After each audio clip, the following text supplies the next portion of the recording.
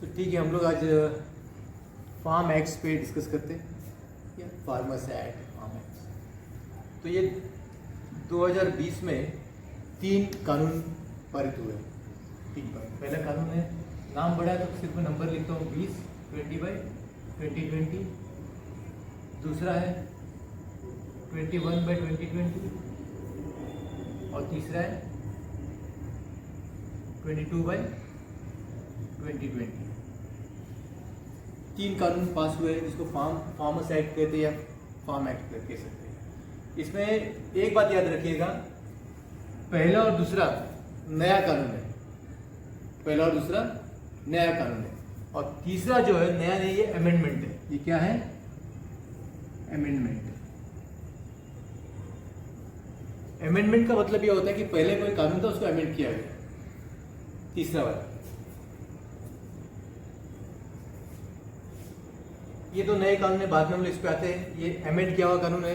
तो पहले जो कानून देखते हैं, तो पहले जो कानून था 1955 में, उसका नाम था एसेंशियल कमोडिटीज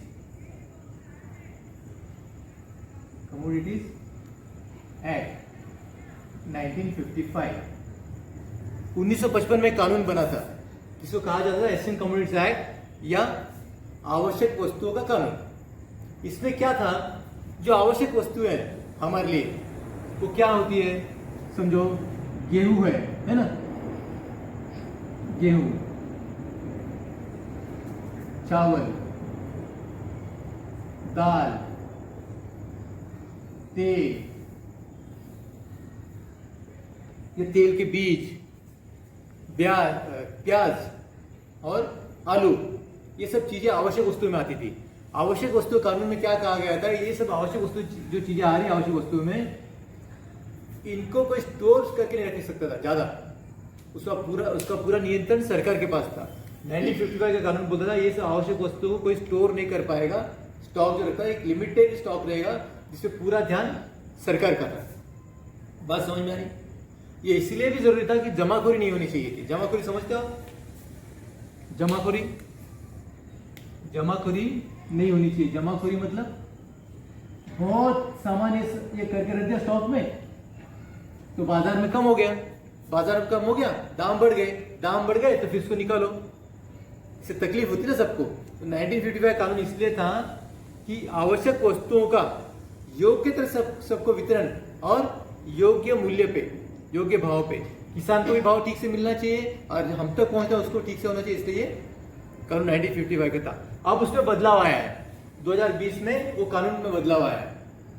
तो बदलाव क्या आ गया उसमें ये सब चीजें जो थी जिसको इसने कमोडिटीज कहा जाता था, आवश्यक वस्तुएं, गेहूं, चावल, दाल, तेल के बीज, शक्कर, प्याज, आलू, ये सब जो आवश्यक वस्तुएं थी उसको आवश्यक वस्तु की लिस्ट से निकाल दिया गया। किसने? अमेंडमेंट ने। इसने इसको निकाल दिया। इसका मतलब क्या हुआ? ये चीजें अब आवश्यक वस्तुएं नहीं है, इन पे सरकार का कोई नियंत्रण नहीं रहेगा। इसको कोई भी अभी स्टोर कर सकता है, कितना भी स्टोर कर सकता है। किसने बोला? इसने बोला। बात समझ में आ रही है आपकी? तो ये जो अमेंडमेंट है, ये जो नया कानून ये जो कानून बना है, जो अमेंडमेंट है, वो ये कहता है क्या, ये एक्ट के तहत जो चीजें आ रही थी एसेंशियल कमोडिटीज, उसको निकाल दिया है। अभी कोई भी उसको ये कर सकता है। फिर उसने क्या कहा है, इस कानून में क्या कहा है अमेंडमेंट में? अमेंडमेंट कहता है कि ऐसा नहीं है कि हमारा कंट्रोल नहीं रहेगा गवर्नमेंट का। गवर्नमेंट कंट्रोल रहेगा अगर किसी का दाम साल भर दोगुना बढ़ता है, 100% इंक्रीज होती है, या 5 साल के औसतन में 100% इंक्रीज होती है एवरेज में, तो हम लोग उस पर कंट्रोल करेंगे। क्या बोले? कंट्रोल करेंगे। तो क्या लग रहा है? गवर्नमेंट कंट्रोल तो रहेगा उस पर, पर उसमें एक राइडर भी है। वो क्या कहता है? कंट्रोल किस पे करेंगे? अगर वो स्टॉक करने वाला, उसकी कैपेसिटी इतनी बड़ी है सीलिंग, तो सीलिंग तक नहीं जा रहा है तो बिंदा स्टॉक कर सकते हैं, उस पर कोई नियंत्रण नहीं। अगर वो स्टॉक करने वाला एक्सपोर्टर है, एक्सपोर्ट करता है, उस पर कोई नियंत्रण नहीं रहेगा। तो मतलब तो वही हुआ ना। अभी तक ये स्टॉक कौन कर रहा था? Food corporation of India, government. कौन? Food corporation of India, government. पूरा नियंत्रण गवर्नमेंट का था। अमेंडमेंट ने क्या किया, इसको निकाल दिया। तो अभी कोई भी प्राइवेट व्यक्ति स्टॉक कर सकेगा, उसके मन मर्जी से कभी चाहिए दाम बड़ा कुछ भी कर सकता है। आई बात समझ में? ये अमेंडमेंट है। अच्छा, अब देखिए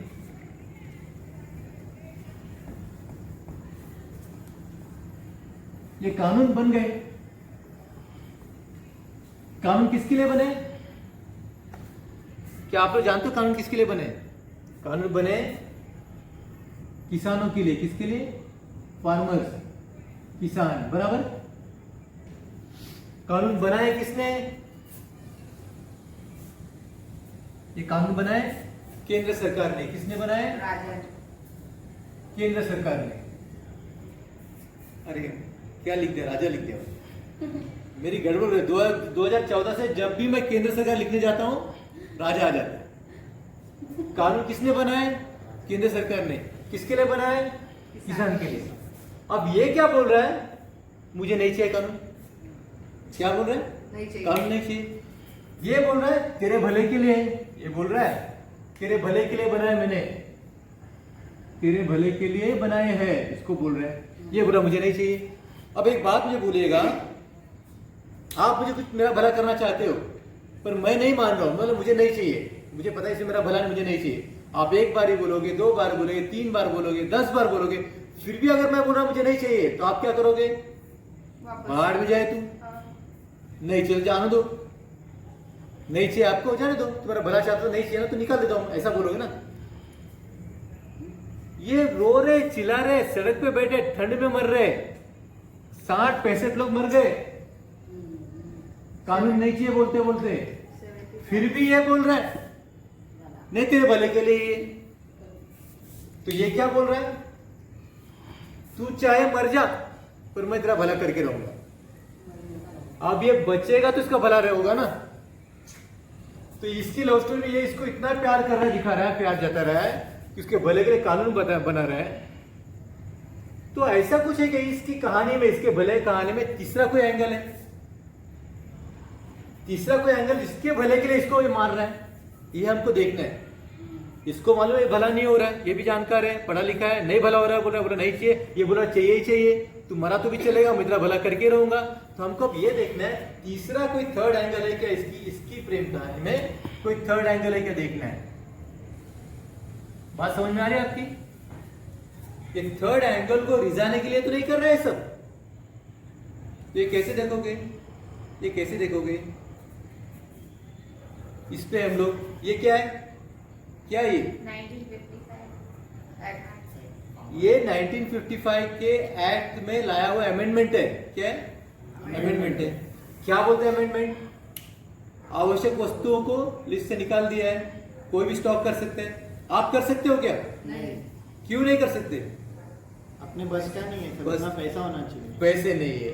ओके, अब एक बात सुनिएगा, ध्यान रखिएगा। अभी फिलहाल स्टॉक कौन करता है इसका? फिलहाल स्टॉक करता है सरकार। कैसे करते हैं? फूड कॉर्पोरेशन ऑफ इंडिया,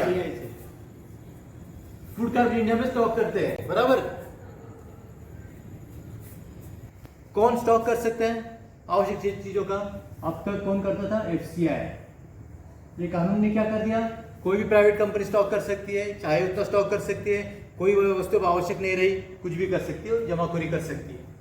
अब एक बात उछल रही है सोशल मीडिया में बार बार, एक नाम आ रहा है बार बार, वो नाम आ रहा है किसका? अदानी। एक नाम आ रहा है कि अदानी को गवर्नमेंट ने कॉन्ट्रैक्ट दिया है। थोड़ी सी छानबीन कर ली तो हमको पता चलता है अदानी की बहुत सारी कंपनी है, उसमें एक कंपनी जो है Adani agro logistics Panipat limited. इस कंपनी को एफसीआई ने ठेका दिया। कब दिया? दिसंबर 2016 को ठेका दिया सिलोज बनाने के लिए। सिलो मतलब गोडाउन्स बनाने के लिए ठेका दिया दिसंबर 2016 को। और फिर पता चलता है ये जो कंपनी है Adani agro logistics Panipat limited, ये कंपनी रजिस्ट्रेशन तो जनवरी 2017 को हुआ है।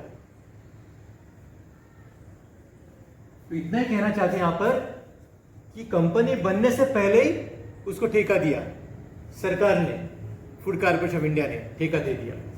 चलो ये बात तो खैर ऐसा बात में निकलेगा, ये तो टाइपो एरर है, एक टेक्निकल मिस्टेक बोल के भी इसको खारिज किया जाएगा, इतना कहा जाएगा। वैसे इस कानून से इसका क्या लगा हुआ है, कुछ इतना ये नहीं लगता। हमको ये देखना है ये किस लिए बना है। तो अब अदानी का नाम आ ही गया है तो और एक बातें क्लियर करते हैं। अदानी को ठेका जो दिया गया है, एफसीआई ने जो ठेका दिया वो 16-17 का अब की बात नहीं है। अदानी ठेका लगातार लेते आ रहा है 2007 से। कब से? 2007 से। क्या ठेका लेता था? गोडाउन्स बनाने का। तो अब फर्क क्या पड़ रहा है? अब आप उसका नाम क्यों उछल रहे हैं इतना, और हम लोग भी क्यों उसको परेशान तो नहीं कर रहे हम लोग अननेसेसरली। अब क्या बात हुई है? तो 2007 से ठेका ले रहा था महज गोडाउन बना के इसको देने का। क्यों? क्योंकि 2007 से अभी तक, तभी 2007 में भी जो कानून था 1955 का एसेंशियल कमोडिटीज एक्ट जो था, उसके तहत ये स्टॉक नहीं कर पा रहा था, ये स्टॉक नहीं कर सकता था। तो इसने सिर्फ और सिर्फ गोडाउन्स बना के रखे इसके नाम पे। आज क्या हो गया? आज इस एक्ट में बदलाव आ गया, अमेंडमेंट आ गया, और अमेंडमेंट बोलता है कि सिर्फ ये ही नहीं तो ये भी स्टॉक कर सकता है।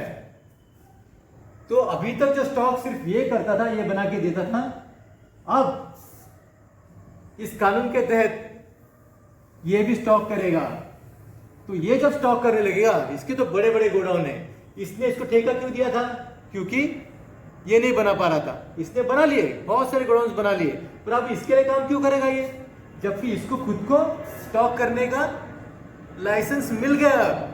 ये कानून ने इसको स्टॉक करने का लाइसेंस दे दिया, तो अब ये खुद के लिए स्टॉक करेगा। इसको क्यों देगा? इसको नहीं देगा तो धीरे धीरे क्या होते जा रहा है? खत्म होते जा रहा है। और बढ़ते कौन जा रहा है? ये बढ़ते जा रहा है। ये खत्म हो रहा है, ये बढ़ रहा है। इसका मायने समझते हो? जैसे ये खत्म हो जाएगा, यहां की जो भी नौकरियां, सरकारी नौकरियां खत्म हो गई। तो जो सरकार थी, केंद्र की सरकार, उसने वायदा क्या किया था? सरकारी नौकरियां देने का वायदा किया था। ये एक्ट क्या कर रहा है? सरकारी नौकरियां खत्म कर रहे हैं। आप बात समझ में आई? 2007 से ये कानून आने तक अदानी जो भी वेयर हाउस बना रहा था, जो भी सिलो बना रहा था, वो सब फूड कॉर्पोरेशन इंडिया के लिए बना रहा था, क्योंकि वो खुद स्टॉक नहीं कर सकता था। बिकॉज ऑफ 1955 का एक्ट उसको प्रतिबंध लगा रहा था, स्टॉक नहीं कर पा रहा था आवश्यक चीजें, वस्तुओं की। अब क्या हो गया? बदलाव आ गया, ये बिंदास स्टॉक कर सकते हैं। इसने स्टॉक करे, इसका बहुत बना के रखे, इसने स्टॉक करने चालू कर दिया इसने। ये खत्म हो रहा है, ये खत्म हो गया, सरकारी ये खत्म हो गया। तो ये एक्ट ने क्या कर दिया? ये पूरी चीजों को प्राइवेटाइज कर दिया। क्या कर दिया? प्राइवेटाइज कर दिया। ये प्यार वाला तीसरा एंगल। तो किसका भला चाह रहे हैं? लग रहा है, समझ में आ रहा है? अब और एक अहम बात, ये निकाल दो मैं।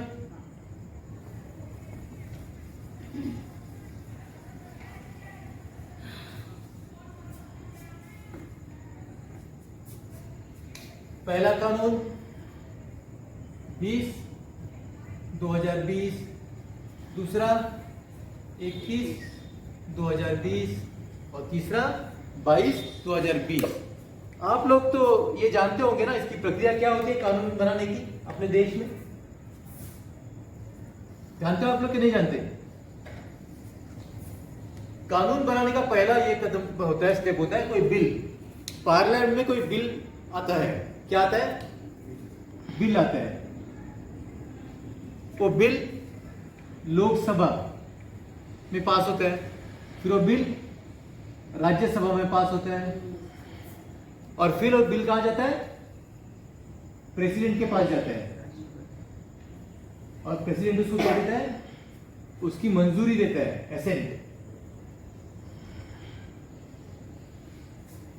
बिल पास हो गया लोकसभा में, राज्यसभा इसके पास गया, एसेंट मिल गया, और वो बन गया क्या? एक्ट। क्या बन गया? कानून। यही नहीं, इसने एसेंट देने के बाद जिस दिन से नोटिफिकेशन आता है गवर्नमेंट का, नोटिफिकेशन गैजेट आता है, ये कानून बन गया, उस दिन से कानून बन जाता है। तो इसमें कुछ ऐसे ही हुआ होगा ना, देखते ऐसा हुआ क्या। बिल आ गया लोकसभा में, राज्यसभा में। लोकसभा में कोई बिल जब आता है तो सबसे पहले जाता है स्टैंडिंग कमेटी के पास, वहां से पारित होकर आता है फिर मेंबर्स के लिए, फिर उनमें वोटिंग होती है, फिर राज्यसभा, फिर वोटिंग होती है। अब ये सब प्रक्रिया इन कानूनों के बारे में हुई क्या नहीं, ये अलग विषय है, पूरा एक लेक्चर चलेगा, उस क्लास चलेगा। हम लोग ये देखते हैं, इसकी डेट्स देखते हैं। लोकसभा में पास हुआ ये,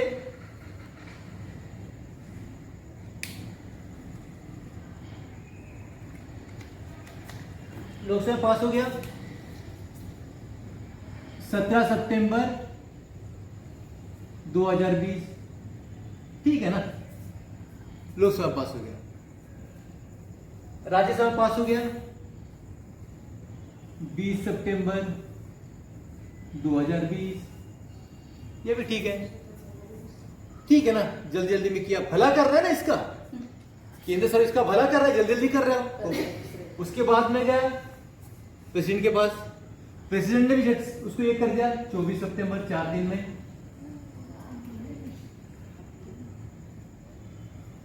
बराबर, सब चीजें ठीक है, क्या ठीक है। बिल आया 17 सितंबर में, लोकसभा में आया, राज्यसभा 20 सितंबर, लोकसभा 17 सितंबर पास हो गया, 20 को राज्यसभा पास हो गया। प्रेसिडेंट ने क्या कर दिया, 24 को ऐसे दे दिया, मंजूरी दे दी, 24 सितंबर 2020 को प्रेसिडेंट ने मंजूरी दे दी। अब वो बन गया एक्ट। अब जिस दिन से नोटिफिकेशन आएगा हमारे लिए, नोटिफिकेशन गैजेट आएगा हमारे लिए, उस दिन से क्या हो जाएगा, वो लागू हो जाएगा। क्या हो जाएगा, लागू। वेरी गुड, तो एक्ट लागू।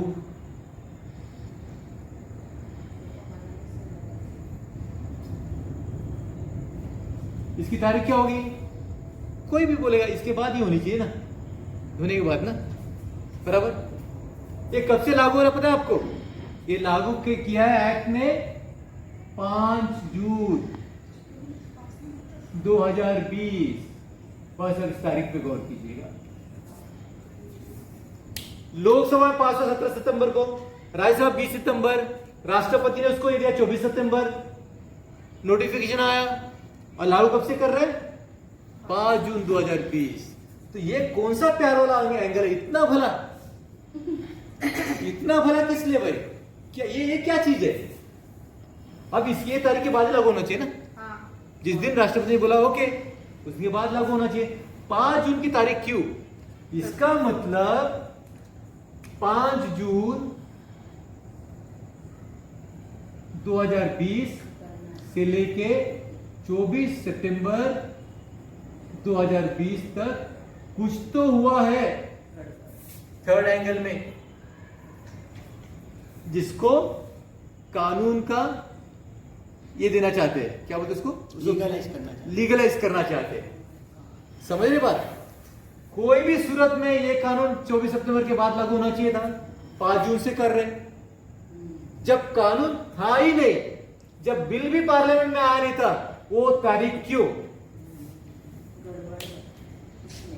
क्या पूछते हैं हमको, ये तारीख कहां से, बाकी सब ठीक है, आपने कैसे पास किया हमको कोई लेन देन नहीं, लोकसभा की मेजोरिटी ठीक है, राज्यसभा बाकी लोग ठीक है, आपने पास कर दो भी ठीक है। प्रेसिडेंट को हम मानते हैं, प्रेसिडेंट कोई पार्टी का नहीं होता, हमारा देश तो बहुत अच्छा है, प्रेसिडेंट कोई पार्टी का नहीं, 24 सितंबर उसने मंजूरी दे दी। फिर कानून में ये जो एक्ट है, ये एक्ट में जब आप लिखते हो it shall be deemed to have come into force on the 5 June 2020, ये किस लिए, 5 जून 2020 किस लिए, जब आप देखोगे प्रेसिडेंट ने एसेंट कब दिया इसको, 24 सितंबर 2020, ये पहला,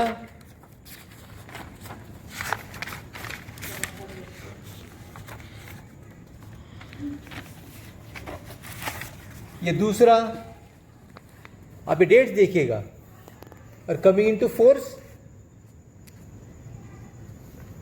फोर्स फ्रॉम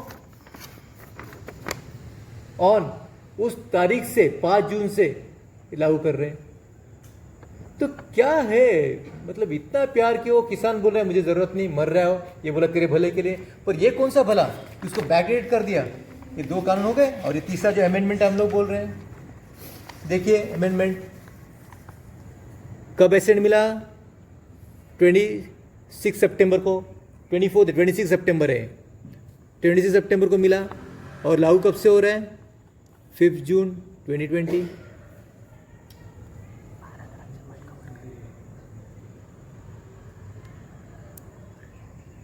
तो कुछ समझ में आ रही बात?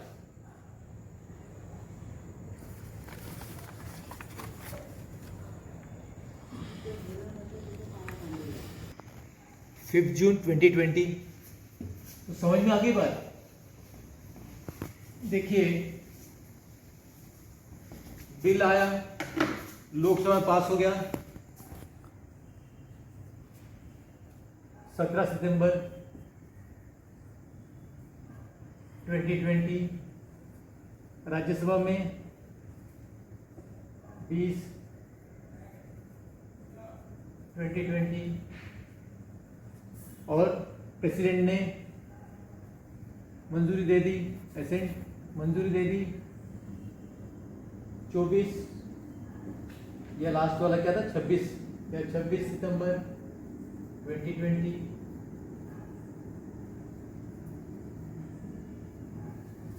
तो अब ये लागू कब से हो रहा है, 5 जून 2020। ये सबसे पहले इधर से लागू हो रहा है, कानून बन गया, लागू इससे कर रहे हैं। तो जून में क्या था, जून में हम लोग क्या कर रहे थे, जून में हम लोग डरे हुए थे, सहमे हुए थे, घर में बंद थे, लॉकडाउन में थे, माइग्रेंट्स वर्कर पैदल चल के जा रहे सब जगह पे, उस समय पे से कानून लागू हो रहे हैं। क्यों भला? तो जरा एक्ट को ध्यान से देखेंगे, इसमें हर एक्ट में एक लास्ट लाइन है, वो क्या कहती है, ये एक्ट बनने के बाद वो कहती है, ये एक्ट बनने के बाद एक ऑर्डिनेंस था 2020 का, the ordinance shall be deemed to have done और taken under the corresponding provision of this act. जो भी ये तीनों कानून है उसका जो ऑर्डिनेंस था 2020 का is hereby repealed, ordinance is hereby repealed. क्या क्या क्या किसको रिपील किया इसने, ऑर्डिनेंस को। अब ऑर्डिनेंस मतलब क्या होता है, ऑर्डिनेंस मतलब होता है राष्ट्रपति का फरमान, अध्यादेश, ऑर्डिनेंस, ऑर्डिनेंस, ऑर्डिनेंस रिपील कर दिया।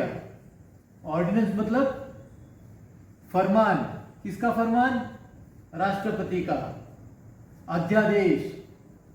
तो ऐसा समझ में आ रहा अभी कि ये कानून बनने से पहले, तीनों कानून बनने से पहले कोई तो ऑर्डिनेंस था।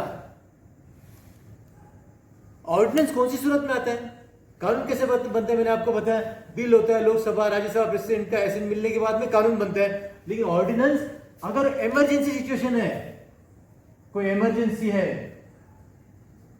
युद्ध चल रहा है, या ऐसे कोई हालात है जब सेशन शुरू नहीं है, यानी आपकी लोकसभा राज्यसभा बैठी नहीं है और कानून बनाने की बहुत जल्दी है, बहुत अर्जेंसी है, वो सिचुएशन में बनता है ऑर्डिनेंस। तो अब ऑर्डिनेंस में अगर हम लोग जाते हैं, ये तीनों कानून के ऑर्डिनेंस बने थे 5 जून को, जब पूरी दुनिया लॉकआउट में थी, हम लोग सब घर में। उस समय पे केंद्र सरकार किससे मिल रहा था, प्रेसिडेंट से, और मिलके क्या किया, ये तीनों कानून के ऑर्डिनेंस बनाए। क्या बनाए, ऑर्डिनेंस बनाए। क्यों बना, क्या रुक नहीं सकते थे? आज जब ये कानून बने सितंबर में, तो तब रुक नहीं सकते थे? जून में ऐसा क्या हुआ था कि जून में उनको इतनी जरूरत पड़ी थी कि ऑर्डिनेंस निकाल लिए पहले। ये बात ध्यान रखिएगा, 5 जून में ऐसी कौन सी बड़ी सिचुएशन आई थी कि जो कानून अब बने, तब ऑर्डिनेंस निकाल के फरमान निकाला राष्ट्रपति ने, ये तीनों कानून है ऐसे। ये कानून तब के बने 5 जून को। उसके बाद में आप आके सितंबर में लोकसभा में बिल पास करवाया, राज्यसभा में पास करवाया और फिर प्रेसिडेंट का एसेंट लेके एक्ट बना दिया। अब बना एक्ट सितंबर में, उससे पहले ही जून में ऑर्डिनेंस के तहत ये कानून बन चुके थे, याद रखिएगा। कानून आपके लिए जून में बन चुके थे। ऑर्डिनेंस मीन्स कानूनी होता है। ऑर्डिनेंस मतलब कानूनी होता है। फर्क इतना है, आम कानून में लोकसभा, राज्यसभा, प्रेसिडेंट एसेंट ये तरीका होता है सबको मिलके, पर ऑर्डिनेंस में क्या होता है, वो तरीका आप ले नहीं सकते बिकॉज लोकसभा अगर इसमें नहीं है, सेशन में नहीं है, राज्यसभा सेशन में नहीं है और इमरजेंसी है। तो सवाल ये उठता है, इसको कौन सी बड़ी इमरजेंसी थी, इसको इतना प्यार कौन सा उमड़ आ रहा था इस पे कि जब ये भी घर में बैठा था, मजदूर सब घर में बैठे थे, कौन कहां कहां जा रहा था, कैसे जा रहा था, किसी को पता नहीं, कौन मर रहा था किसी को पता नहीं, हम लोग सब डरे सहमे थे। उस समय ये इतना खुशहाल था, ये इतना खुशहाल था कि उस समय इन्होंने तीनों कानून बना दिए थे ऑर्डिनेंस के तहत। अब बात समझ में आ रही है? ये इतनी सीधी बात नहीं है कि लोकसभा में पास करा लिया, राज्यसभा में पास कर लिया, फिर प्रेसिडेंट को देखा हमने सही तो ढंग से किया, सही ढंग से किया तो ये क्यों कराया था तब कौन सी ऐसी जरूरत आन पड़ी थी, कौन सी ऐसी आपातकालीन स्थिति पैदा हुई थी, कौन से ऐसा इमरजेंसी आई थी, कौन सा ऐसा ये हुआ था कि राष्ट्रपति को फरमान निकालना पड़ा था, कानून बनाने पड़ते। ये तीनों कानून, जो तीनों कानून किसान विरोधी कानून है, आम जनता विरोधी कानून है, ये 5 जून 2020 को ये बन चुके थे, ये याद रखिएगा। अभी हम लोग एक देखते हैं कि किसान जो अनाज पैदा करता है वो हम तक किस तरीके से पहुंचते हैं। हम लोग देखते क्या होता है उसका। एक किसान है, कोई उपज करता है, पैदा है, उपज करता है, वो बेचता है, सरकार उसे स्टोर करती है और via PDS, public distribution system जो बोलते हैं ना, रेशनिंग वगैरह बोलते हैं, वहां उससे लेकर कहां पहुंचाती है, आम जनता को पहुंचाती है। बराबर, मोटा मोटी बात करें हम लोग, ठीक है, मोटा मोटी बात करें। किसान होता है, कुछ पैदाइश करता है, उपज यानी गेहूँ, चावल, दाल, जो भी है तिलहन, ये पैदा करता है, वो बेचता है या उससे खरीद के दूसरा किसी और को देता है, वो गवर्नमेंट खरीद लेती है, स्टोर करती है, पीडीएस से, रेशनिंग से हम तक पहुंचाती है। एक सिस्टम है अपने देश का पॉलिटिकल सिस्टम। स्टोर कौन करता है? Government, food corporation of India. हाँ, अभी तक की सिस्टम।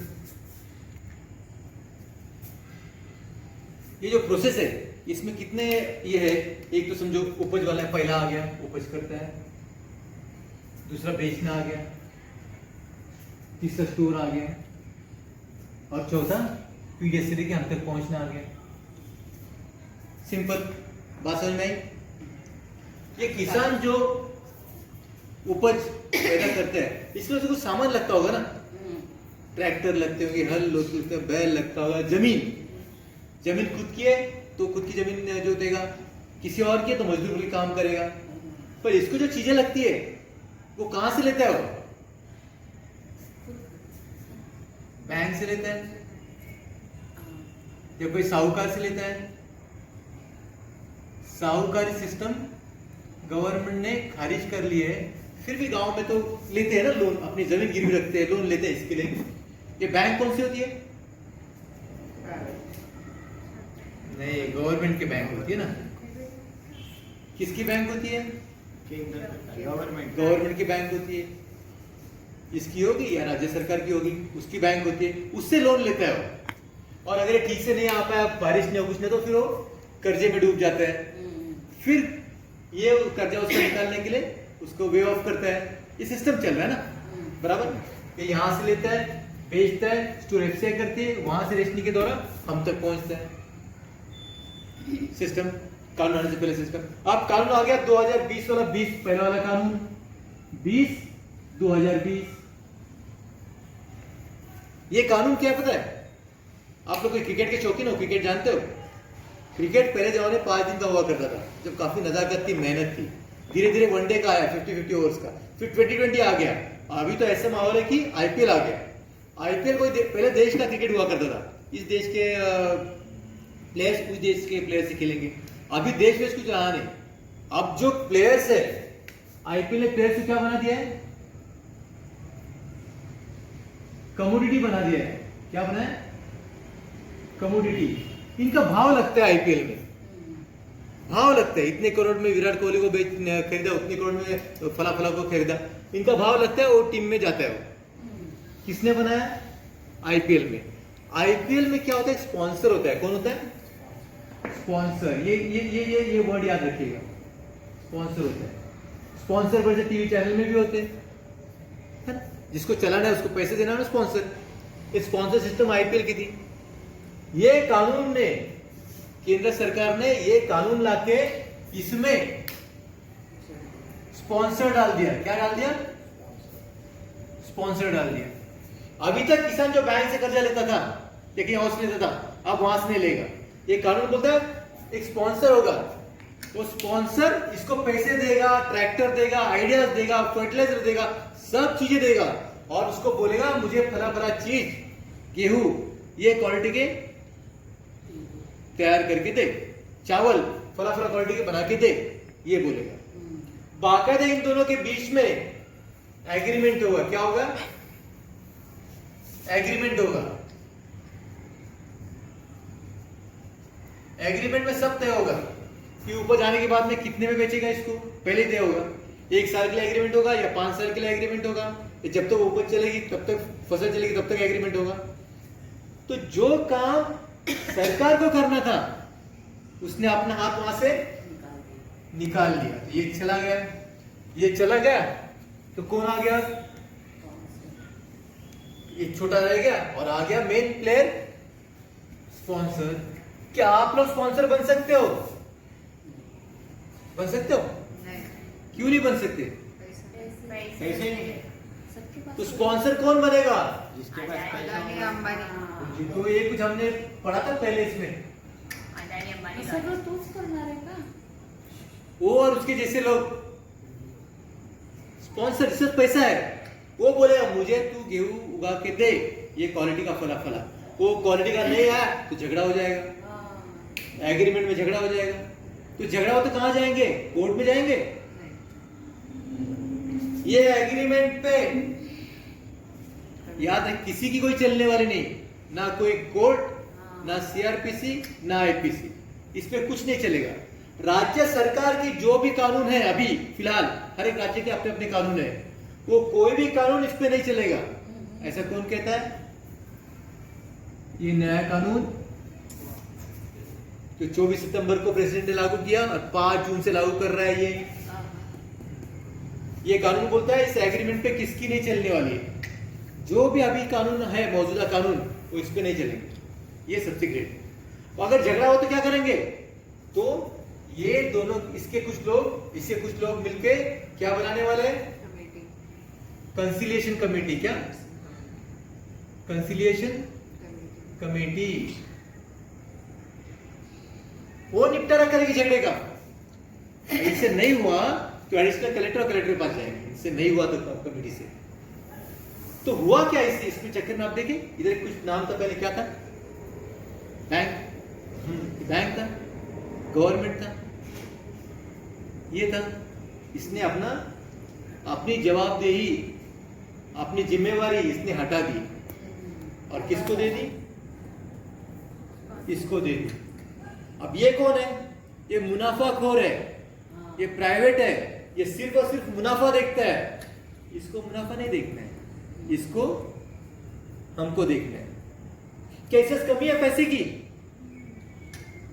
इसके पास तो पूरी मिंट है ना, टंगसाल है, जब चाहे पैसे छाप सकते हैं। इसको कमी पड़ेगी तो भाग जाता है फिर देश छोड़ के, गड़बड़ हुई तो। इसको नहीं पढ़नी है क्योंकि ये है कौन? ये मतलब हम लोग है, ये भूल गया और हम लोग भी भूल गए, उसको सर पे बिठा रखा है हमने। उसको पूछना पड़ेगा तेरी जवाबदेही हमसे है क्या इससे है? कानून किसके लिए?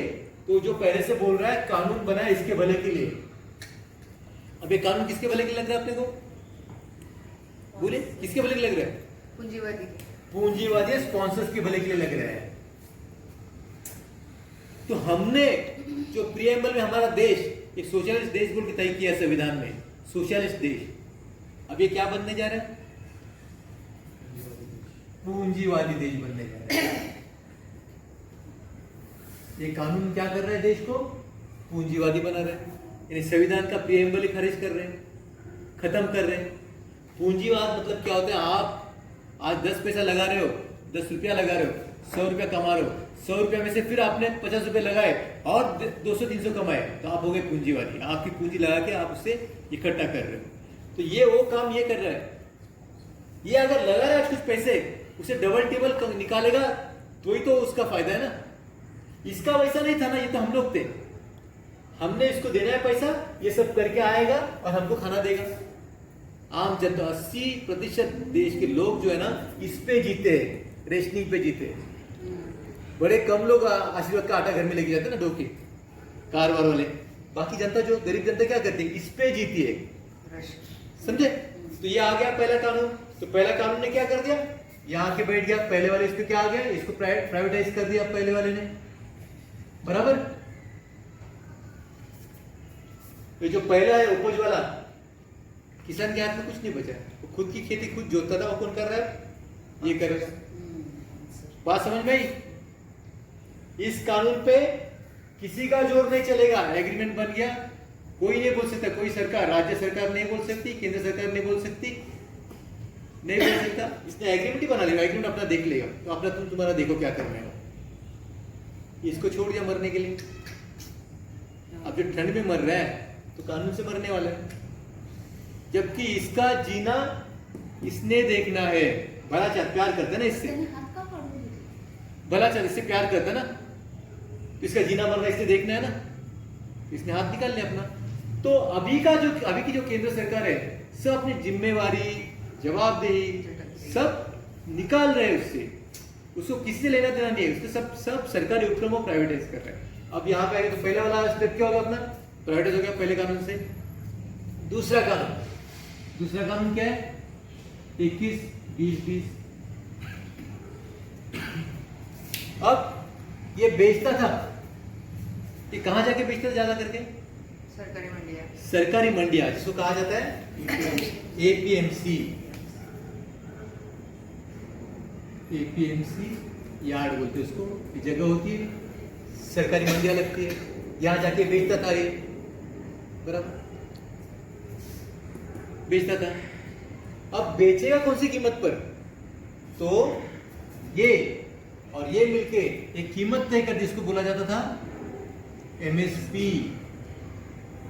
याद रखिएगा, एमएसपी मतलब मिनिमम सपोर्ट प्राइस। यानी आपको अनाज ये करने के लिए उसको गारंटी चाहिए ना उसको, क्योंकि देखो आज आप काम करते हो, महीने भर आपका सैलरी मिलता है। इसका वैसा नहीं होता है। ये बीज बोएगा, उसको जोतेगा, फिर खेत जोतेगा, बीज बोएगा, फिर फसल आएगी, फिर काटेगा, फिर करके फिर बेचेगा, तो उसको थोड़ा पैसा मिलना है। तो उसको गारंटी क्या है? इतनी मेहनत की उसका पैसा, उसकी गारंटी थी एमएसपी। हर साल रिवाइज होती थी, इसके और इसके बीच में मीटिंग होके, चल बाबा मेरे को अब इतना मिलना चाहिए, इतना एमएसपी, इतना तो मिलना ही मिलना है उसके उपज पे। मिनिमम सपोर्ट प्राइस, सपोर्ट के लिए, उसको जीवित रखने के लिए ये था। किसान को जीवित रखने के लिए उसको इतना मिलना ही था गवर्नमेंट से। अब कानून दूसरा क्या बोलता है? ये कानून बोलता है ये था ठीक है, पर हमको कंपटीशन चाहिए, इसको ठीक से भाव नहीं मिल रहा, इसको बहुत फिक्र लगी है, इसको इसकी बहुत प्यारा उमड़ रहा है इसका, पर इसको ठीक से भाव नहीं मिल रहा है। तो हम लोग क्या करते हैं, इसे प्राइवेट लोगों को भी लगा देते हैं। क्या करते हैं? प्राइवेट मंडियां भी लगा देते। तो इसके साथ में क्या आ गया अभी? प्राइवेट प्लेयर्स भी आ गए, जिसमें ट्रेडर्स होंगे, व्यापारी होंगे। ये खुद भी हो सकता है, स्पॉन्सर भी खुद हो सकता है। ये वो खाली पैदा करने नहीं बोलेगा, वो बोले मैं जाके बेचूंगा भी। प्राइवेट, नहीं समझ में आ रहा? प्राइवेट प्लेयर्स आ गए इसमें। अब प्राइवेट प्लेयर्स आने से क्या होता है? ये एमएसपी दे रहे, ये कौन है? पूंजीवादी है, वो एमएसपी बात नहीं करेगा। तो मैं देखूंगा, तू आके दिखा मेरे तूने क्या पैदा किया। किसान एक ने ये फला फला पैदा किया, किसान दो ने फला फला पैदा किया, जो इसकी क्वालिटी अच्छी है वो ये खरीदेगा और तभी तय करेगा मैं इतना भाव देने वाला हूं। पहले से एमएसपी तय नहीं होगी। इसके लिए एमएसपी कौन दे रहा है? गवर्नमेंट दे रहा है। चलो, पर नुकसान क्या है? इसके साथ में ये आ गया ना, कंपटीशन होगा ना, बराबर ना। तो ये क्या पहली बार नहीं हो रहा है? ये जो है ये जो हो रहा है पहली बार नहीं हो रहा है। 14 साल पहले, यानी कब? 14 साल पहले 2006 2006 में बिहार राज्य ने 2006 में बिहार राज्य ने लागू कर दिया। यही किया। क्या किया था उसने? सरकारी मंडियों के साथ में प्राइवेट भी शुरू कर दी। होता क्या है, शुरुआत में प्राइवेट जो है ना, इससे अच्छा भाव देता है, इससे अच्छा भाव देता है। सब किसान कहाँ जाते हैं? प्राइवेट इधर जाते हैं, यहां से यहां मिल रहा है। धीरे धीरे धीरे ये खत्म हो जाता है। ये खत्म हो गया, ये खत्म हो गया। जैसे ये खत्म हो गया, अब ये अपने मर्जी रंग दिखाना शुरू कर दिया। अब ये कहाँ जाएगा? ये कहीं जा नहीं सकता ना, ये तो खत्म हो गया। ये खत्म मतलब क्या? इसने अपनी जिम्मेवारी, जवाबदेही निकाल ली। इसकी जिम्मेदारी थी ना ये एपीएमसी एमएसपी, निकाल दी इसने। ये कानून नंबर 21। 20 वाला पैदा करने के लिए स्पॉन्सर डाल दिया, 21 वाले बेचने के लिए गवर्नमेंट ने अपना हाथ निकाल दिया, प्राइवेट केस पे डाल दिया। इन उसको फेंक रहा है वो किसानों को, और क्या बोल रहा है? तेरे भले के लिए। ये भले के लिए। बिल्कुल नहीं। एमएसपी चली गई, एपीएमसी मार्केट चला गया, सब प्राइवेट के हाथ में चला गया। तो ये दूसरे पे क्या आ गया? इधर क्या हो गया? प्राइवेटाइज हो गया। हो गया प्राइवेटाइज। पहला उपज प्राइवेटाइज हो गया, बेचना प्राइवेटाइज हो गया। तीसरे वाला क्या था? Food corporation. तीसरे वाले में क्या आ गया? अमेंडमेंट आ गया। कौन सा अमेंडमेंट आ गया? 1955 के एक्ट को अमेंड कर दिया, एसेंशियल कमोडिटीज एक्ट को अमेंड कर दिया। और यहां कौन डाल दिया? प्राइवेट डाल दिया। अब एक प्राइवेट तो कौन हो गया? वो अदानी की कंपनी है। पहला जो है किसान जो उपज करता है वो हो गया आपका प्राइवेटाइज। किसान जो बेचता है वो हो गया प्राइवेटाइज। जो स्टोर कर रहा है वो हो गया प्राइवेटाइज। 3 कानून, तीसरे अमेंडमेंट है ना, 3 कानून। अब ये सब प्राइवेट होने के बाद इसको कौन देखने वाला है? तो ये तो खत्म। ये खत्म मतलब ये मर गई, तो आम जनता भी खत्म। तो लड़ाई किस बात की है? आम जनता। ये सिर्फ किसान को इतना प्यार नहीं है, उसको आम जनता पे भी इतना प्यार आ रहा है कि तुझे भी मारने की कोशिश कर रहा हो, आम जनता को खत्म कर रहा है। ये 3 कानून। पहला कानून उपज को प्राइवेटाइज कर दिया, स्पॉन्सर डाल दिया। दूसरा कानून बेचने के लिए एपीएमसी था, एमएसपी था, वहां प्राइवेटाइज कर दिया, ये डाल दिया। तीसरा कानून amendment, food corporation India store करने वाला था, उसको प्राइवेट कर दिया। चौथा जो पीडीएस सिस्टम तो बचेगा ही, और चौथा पीडीएस सिस्टम नहीं बचा। पीडीएस सिस्टम नहीं बचा तो आम जनता खत्म। 80% हमारे देश के लोग इस पे जीती है। जब अनाज मिलता है वो भी कहाँ ठीक से मिलता है, इसमें सड़ जाता था, अनाज सड़ जाता है, यहां तक आता नहीं था। ये तो ऐसा था। और अभी क्या कर दिया? मार रहा है। तो अब बात समझे तीनों कानून की। तो झगड़ा किस बात का है? ये कानून अच्छे लगे अब तीनों? बिल्कुल नहीं। एक समाजवादी देश को पूंजीवादी बनाने की पूरी साजिश। हाँ। चंद पूंजीपतियों के लिए स्पॉन्सर भी वही रहेगा, खरीदने वाला भी प्राइवेट वही रहेगा, और स्टोर करने वाला भी वही रहेगा। सरकार किस लिए होती है? आम जनता। आम जनता के लिए होती है, हमारे लिए होती है। किसके लिए काम कर रही है? पूंजीवादी। तो क्या करना चाहिए हमने? रोकना चाहिए, कानून को विरोध करना चाहिए, इनके साथ जाके बैठना चाहिए।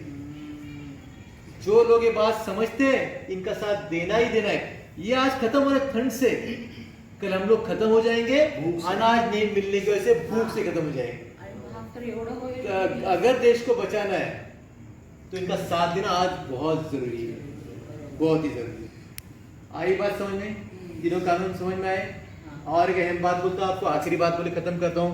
कानून बनाए किसने? किसने बनाए?